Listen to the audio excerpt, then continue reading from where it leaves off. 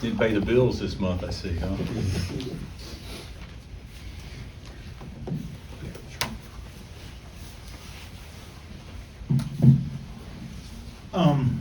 I think as a team, Indiana's like shooting like 31 from 113 from behind the arc. Obviously, Kell's the top player. Just and looking at them, kind of what stands out and what do you guys need to do tomorrow to be successful? I know they're coming off a tough loss. Yeah, they haven't shot the ball, like they're capable of shooting it. Of course, it's a small sample size, but they haven't.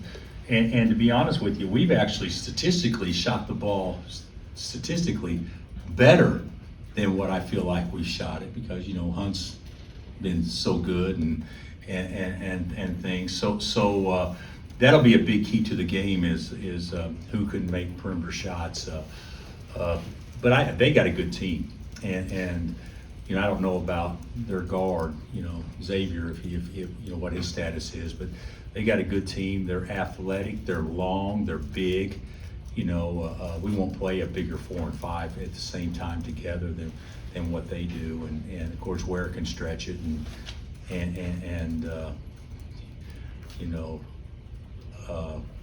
I really feel like that the 4-man is as hard as anybody to guard, or no, as hard as anybody to guard because he can put his head down and he can draw fouls, and so we'll have to do some different things to defend the post.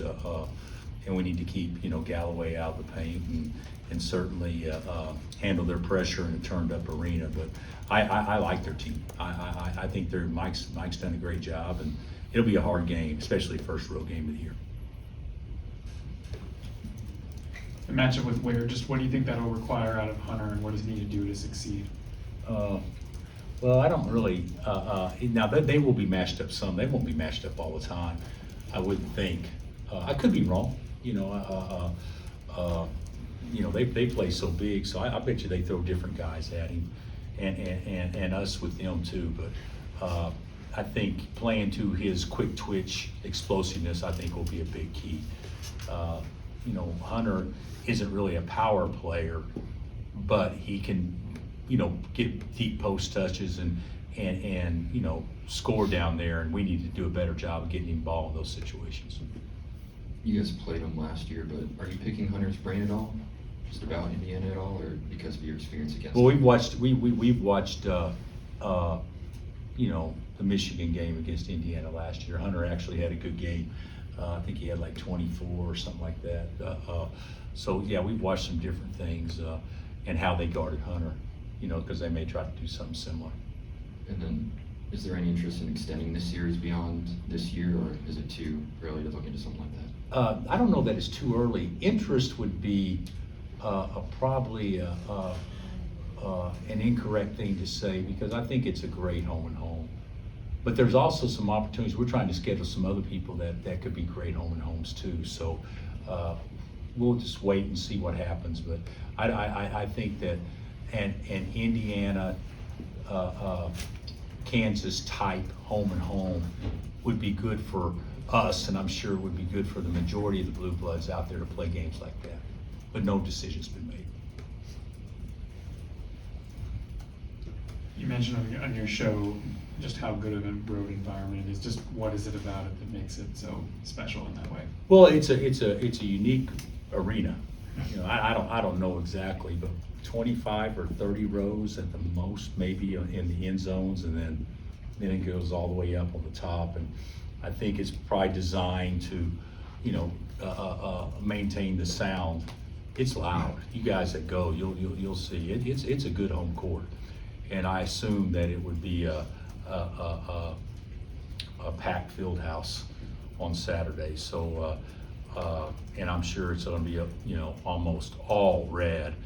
But I played there before, and we couldn't communicate. It was so loud. So if it's a lot like Allen when it's turned up, and I'm sure it'll be turned up Saturday. I'm wondering this time of year when you've got one game in 13 days, are you able to do more with the guys in terms of like working on defense or certain plays and sets and things like that? Yeah, I think this has been we haven't had a ton of time yet, but this has been a good week for us. We off Sunday, obviously, and then practiced hard Monday, Tuesday, shooting practice Wednesday, and then went hard today and will tomorrow. And then we'll play a game, then we'll come home, and then we'll have basically a Monday, Tuesday, Wednesday practice week next week. So that's good. We needed this because usually not always, but usually we get better over the Christmas break. You come back on the 29th, the 26th, you play the 30th, and then Big 12 play starts right after that. So we won't have near as many two-a-days type opportunities that we've had in the past. So this is an important time.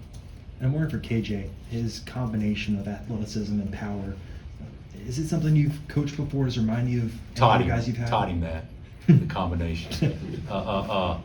Is it something I've coached before? Yeah, or does it remind you of anyone? I don't know that I've been coached anybody that would be a better outside defensive end pass rusher than what KJ is. I mean, what he could be. I mean, I'm thinking right now, I'm sure we've had some bouncy, strong athletes, but I don't know that I've coached anybody that's more explosive than KJ and that's strong as well. Guess I should have said edge rusher. Is that right, Dave? Would that be the correct term? Yes. Okay, I'm sorry. I apologize. Is it an advantage that they've already played 2 hard Big Ten games and you haven't played any league? You know, they played 2 hard Big Ten games, and then they played Connecticut, and then they played Auburn, which is a good schedule so far. And you look at it, we played Kentucky, Marquette, Tennessee, UConn, Missouri. I think you could say the same thing. So both teams come into it at this time of year having played some good people. How would you assess DeJuan's play first semester? I think he's been solid, but I think he can play better. I think he's been a little careless with the basketball, and you know, we've talked a lot about it. He knows how I feel about that. But he hasn't played poorly. But I think there's another gear he can get to. Just how's the health of the team, and generally speaking, what do you think of your starting 5 as you kind of head into this break? Well, I think the 4 starters have been pretty good so far. I think El Marco's showed some progress the last couple of weeks, and I thought he was better against Missouri. So that's a positive. And right now he's definitely our 5th starter.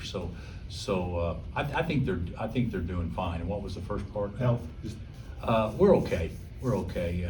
KJ's under the weather, but hopefully he'll be back tomorrow. He didn't practice today, but I think that we're decent shape physically. Anything else for Coach? All right, thank you. All right, guys.